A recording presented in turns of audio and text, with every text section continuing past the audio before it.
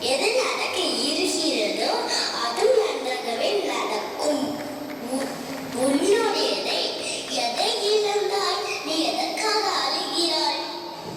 எதை நீ கொண்டு வந்தாய் அதை இழப்பதற்கு? எதை நீ படைத்திருந்தாய் அதை வீணாகவதற்கு? எதை நீ எடுத்துக்கொண்டாயோ அது எங்கிருந்து எடுக்கப்பட்டது? எதை நீ கொடுத்தாயோ அது இங்கிருந்து கொடுக்கப்பட்டது.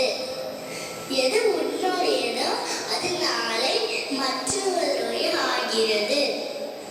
மற்றொரு நாள் அது